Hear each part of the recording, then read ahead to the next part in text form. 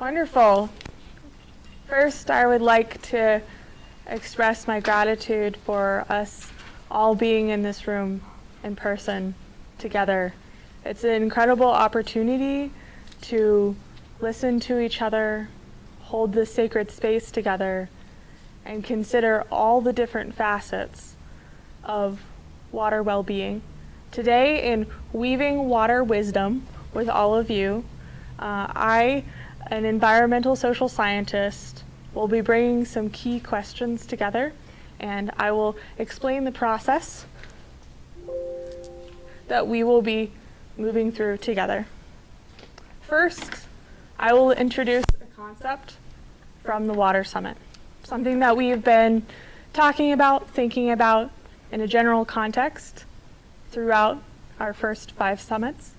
Then, I'm going to ask a couple of key questions, things that you will sit with for a couple of minutes.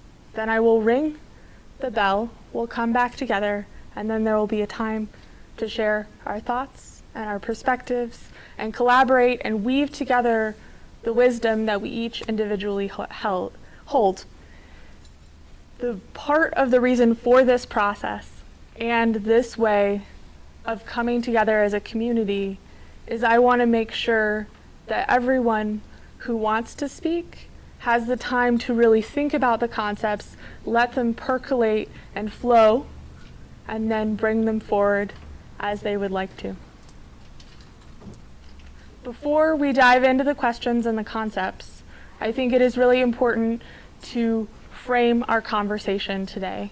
Pachamama has done an incredible job of bringing together this summit, in part because it's not just from a scientific place that we are looking at water.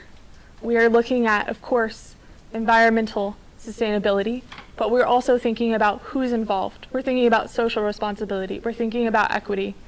And then we're also bringing this incredible spiritual element. All of these traditions, all of this wisdom that guides and holds our conversation. So we are not thinking about water as a resource as much as we are starting to understand our relationality to water, and we are starting to move past the preconceptions and societal norms of what water has been held and how it's been communicated within our current times. Throughout this process, we are going to focus on 3 facets that we have covered throughout the Water Summit. We are going to look at the awareness, the living nature of water. Then we are going to talk about challenges, adaptations. And finally, I'm going to present a framework, and we are going to talk about solutions and consider ways to move forward. So first, let us think about our awareness and our connection to water, to its living nature, to our relationality with water. This is where I offer the opportunity to dive deep. I offer the opportunity as you sit and think about the questions that I will next share on the screen. Think about how we started the summit with stories. We started with stories of how the world was made and shaped. We talked about naming and how the name that we put on a place, whether it has the history of Native teachings or whether it is a name that has been put on by colonizers, the difference in what it is that we see, perceive, and know in relating to water. We've talked about how water, in the simple term that we use and way that we frame it, can be seen, perceived, and shape our conversation. So, for example, instead of thinking about water rights, maybe we think of water as its own entity, capital W water, something to be respected, interacted with, cared about, not just a resource. Okay, here are the 2 questions that I would like us all to sit with for a minute, and then I will ring a bell and we can start our conversation. How has the Water Summit impacted your awareness and appreciation for the living nature of water? What does this, your awareness, add as we move forward?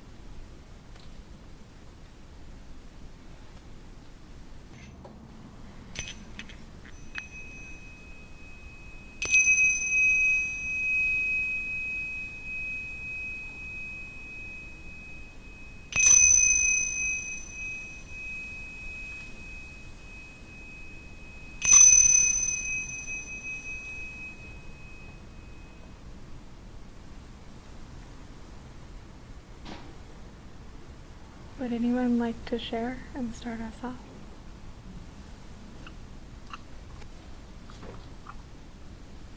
Absolutely. The summit has moved me from a deep appreciation of water to the need for fundamental change in the way we treat our water and the way we treat each other. Yeah. That's incredible. So it's deepened your relationship to water and perception of how to move forward. Thank you. I know it's early. I hope everyone got some coffee. I've got something I'll share. This has been really profound for the four of us who've been working on it so much. And the thing that I've noticed is that water starts,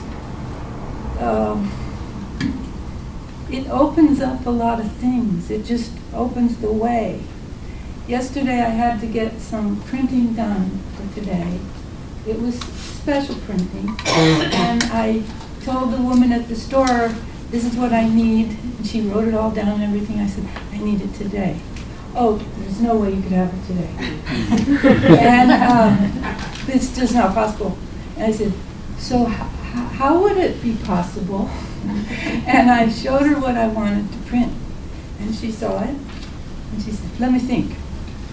And she figured out a way. And not only did she figure out a way, she loved it. She loved it so much. She said, oh. She followed, I forgot my little thumb drive in the, I gave it to her to use, and she printed it and all that. She cut it for me and everything. And I forgot my thumb drive and went in the car, and I was admiring what she had printed. And she came running out. And she said, you forgot your thumb drive. Now wait here, I'll just go get it and then you come. And so she brought me the thumb drive out, and I said, she said, it's so beautiful. And I said, I know. Do you know Grandma Agnes? I love Grandma Agnes. Grandma Agnes. So it was like water just was helping for it to happen. And I suspect that's happening to many of us.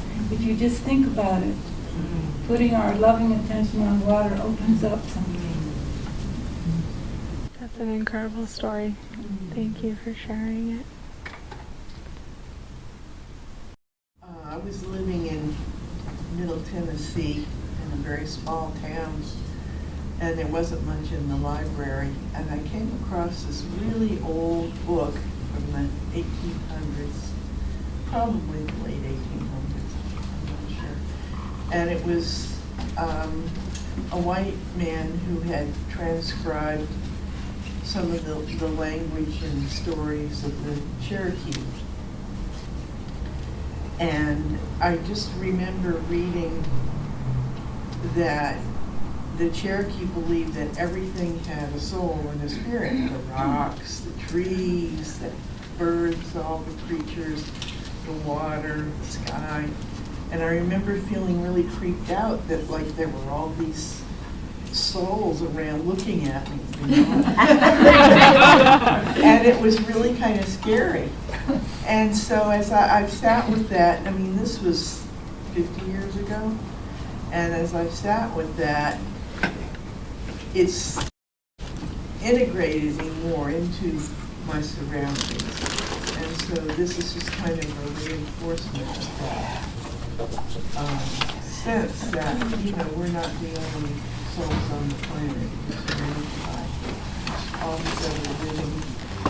We are surrounded, and for me, an awareness of all of the living beings around me has been something that's always been so comforting. So we all come to an understanding of the world in our own time and our own perspective and all of those things. And I just want to share that I feel comforted knowing that I am surrounded by so many beings, because I know that if I ask and they choose to help, there is a lot of wisdom and support from the trees and the rocks and all that I am surrounded with. And I think that part of what is so beautiful about that is I realize, like, even in this city there is nature. Even in this room there is nature, because we are nature. So there is always a connection to that living pulse of our earth, no matter where we go and what we do. You had your hand up. Would you like to share? I have been so inspired by listening to this summer and hearing today the feeling of connection with so many other beautiful, kind people who now are resonating together. Together we're lifting up the culture of respect for water, respect for each other.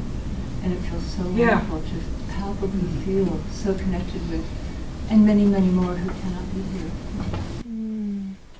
Thank you so much for sharing that and holding that and knowing that. I think that as our awareness grows, our ability to lift up and bring others up with us grows.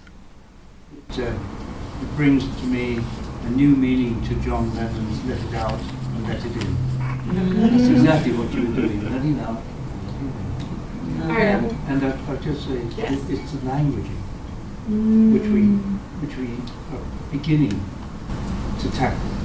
We have to offer a different language if we're to break the conventional technophobic tendencies. Absolutely. How we speak and the underlying assumptions and connections just in the terminology that we use hold so much more than we realize. I can take one more question. I think you had your hand up, and then we'll move forward. I hope you can hear me, but I just want to say, after session 1, the impact was so great after hearing Aggie, Grandma Aggie, David, and Dan, that the most important message I got was basically not to ignore indigenous science. I just got shivers. I remember reading Braiding Sweetgrass for the first time and understanding that there is a lot set up in our society for us to view science only as what is taught in academic institutions and not what is intuitively known and taught and passed intergenerationally as connection with plant and as medicinal knowing and all of those things. And I think that it is so important that we reframe and look at knowledge differently in a way that empowers us to engage with all kinds of knowing instead of having them in a hierarchical structure and assuming that one form of science and perspective is better or above another form of knowing. Yes, Bella, with you mentioning this and you adding that, one of the things that this water summit has led me to is to reintroduce myself to a book that actually a man who lives in Ashland wrote in the late 80s called The Seed of the Soul. And it's really, I've listened to it over and over, just like Braiding Sweetgrass on Audible from Gary Zukov. And I so get that there is something where we've only dealt with our five senses. We don't have intuition as being one of the things. Inside your culture, Dan and Sky, intuition is a very important piece of the connection to everything. However, I wasn't raised with listen to your intuition, listen to your inner guidance or your higher self. And so this idea of our multidimensionality got opened up big time in the Water Summit for me, just by following these threads And I highly suggest Seed of the Soul, written in the late 80s, after the harmonic convergence. I'm sure he must have gotten a huge download in 87, 88. And as I said, he's one of our resources here in Ashland. That's been his home for many years. And I just feel like this opening up to the soul of water, the soul of everything, and that has not been a word in our language that has been cultivated or been invited. And that's really what this summit has provided, is this opening to soul. And our own, each other's, the cosmos, the world, that every living thing, the water, dancing with soul. So anyway, that was what helped me in this time. Thank you, Belle. Dancing with soul. How beautiful.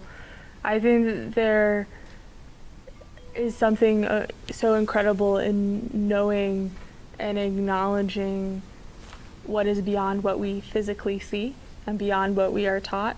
And during the summit, someone mentioned that when we love, there's a different kind of connection. There's a different kind of feeling of wanting to care for the water, wanting to step forward, wanting to stand up.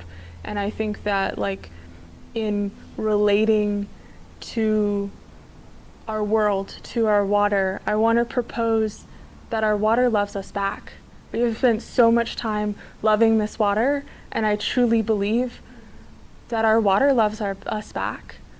So let's move focus a little bit. Let's think about both the challenges of water in this area, in our community, and adaptations. And the questions to sit with for a shorter amount of time this time are: consider a challenge that you are invested in. How is it currently being addressed or not addressed? How could a change in perspective, approach, or framing help?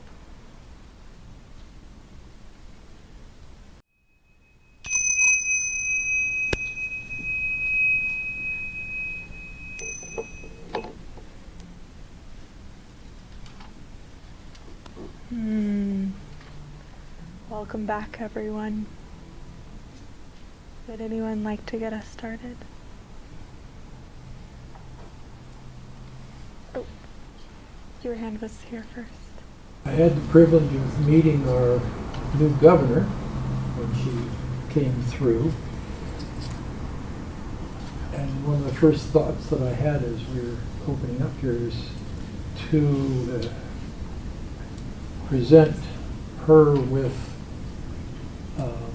the thoughts, a lot of the thoughts that have happened in the Water Summit, because it is a all-around, and I believe she is a more holistic practitioner,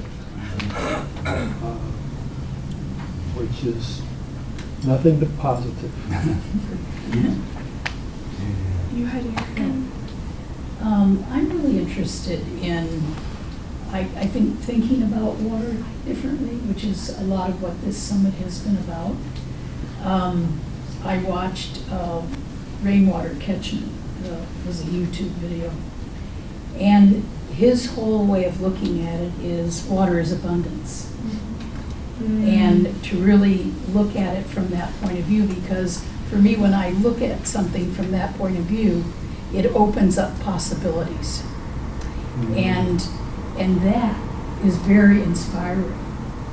And also the whole notion of water as joy. Because almost every memory that I have of water is joyful. As a child, playing at the beach or lakes or whatever. And so I don't know, there's something about that, really a positive sort of life-enhancing way of looking at it that really will provide us with lots of possibilities. A change of perspective and approach.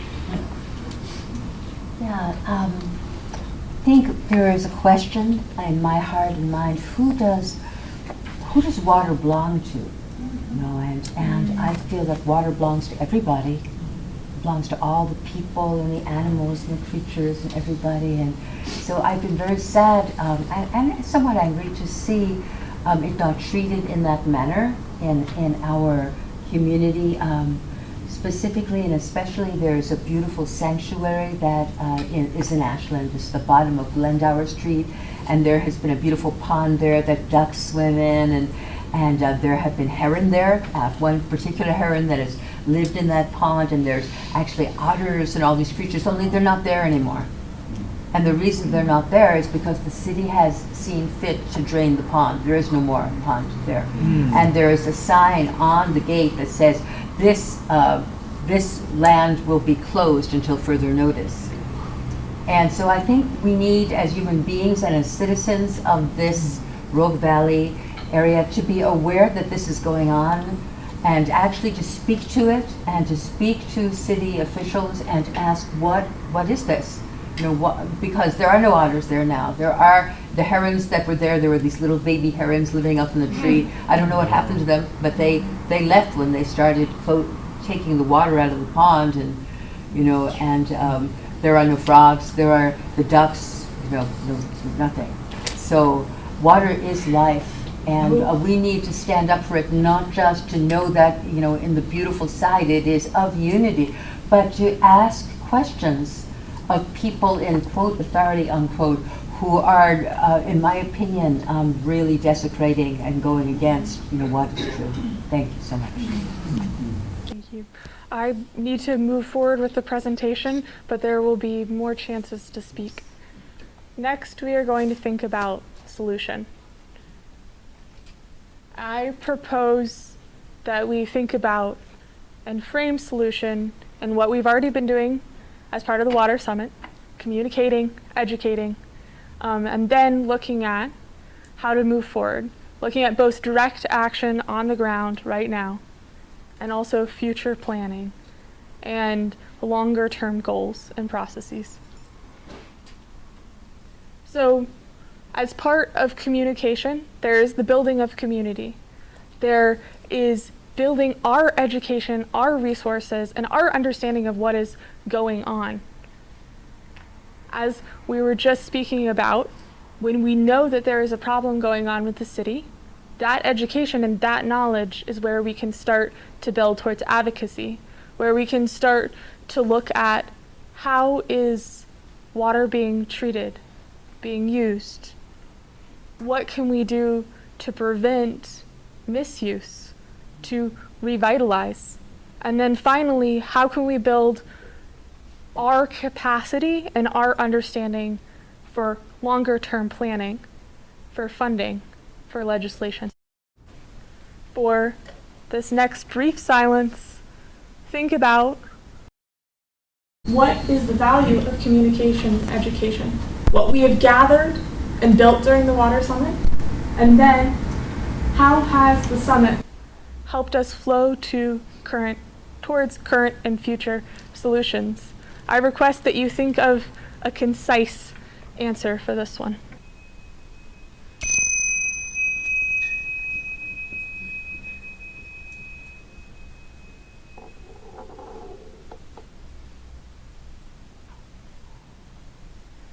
Absolutely.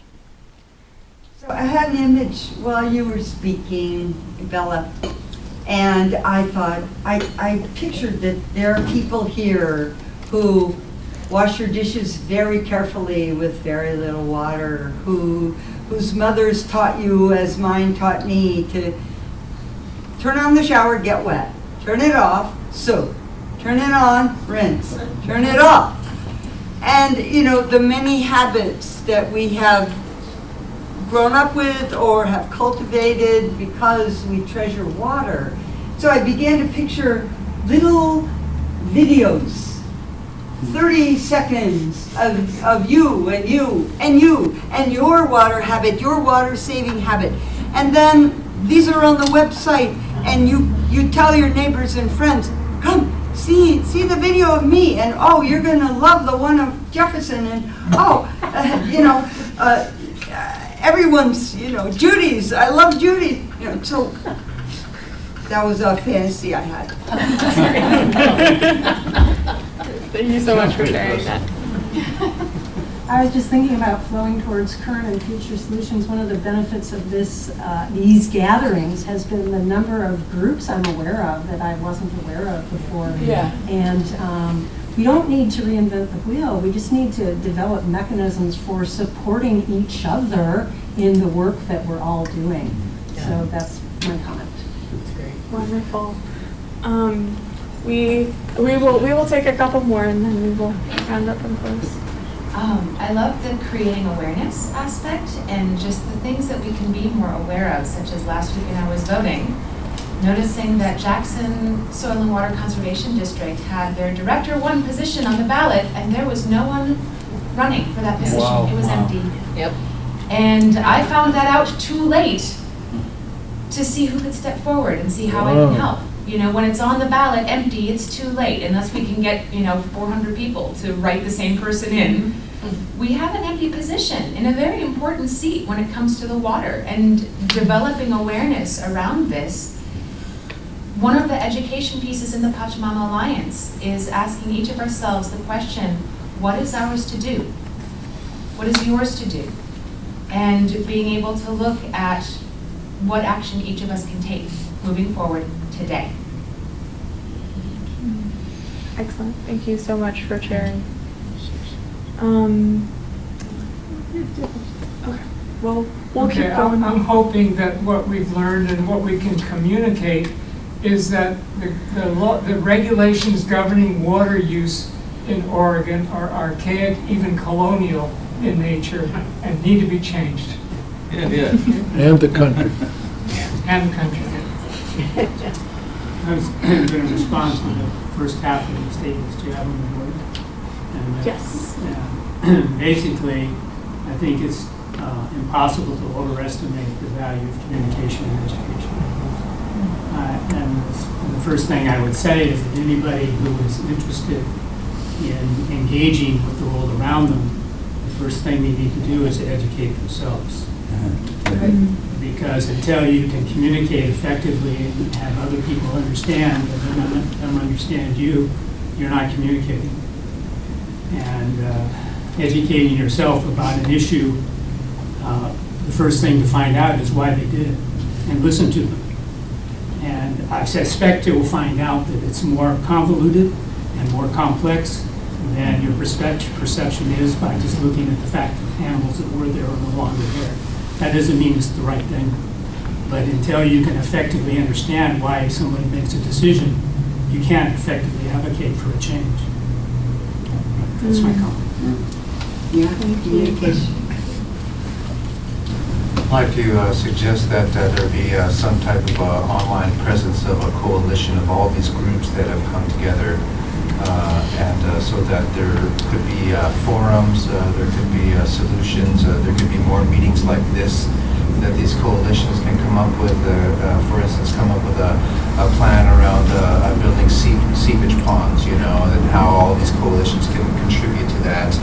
What part of that they can take, taking Grizzly Peak and putting in key line systems up there and swales and diversion channels and check dams and logs on contour and all these water conservation fish scale pits, and recharge, and how to move that forward, because if we want to reverse global warming, I suggest everyone watch Walter Jehne, Jehne, and he has very concise measurements on how a square meter of land takes 342 watts of energy from the sun.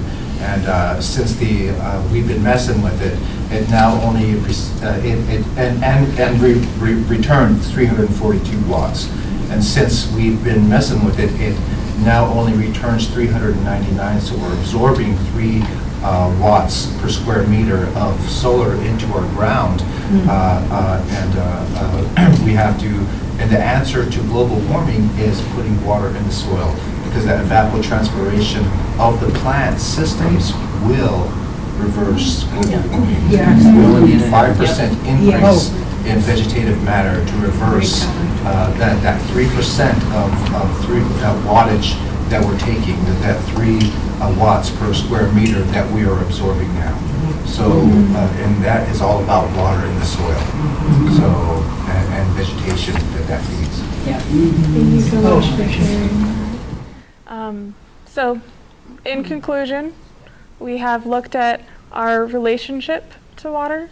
We have thought about the challenges in our community, and we have started to discuss solutions. Luckily, there will be much more time for discussion of solutions and for people to bring forth their voices. I'm grateful to all of you, and we're going to go have a brief 5-minute break at this point. So, wonderful. Thank you all. Thank you, Bella. Thank you so much.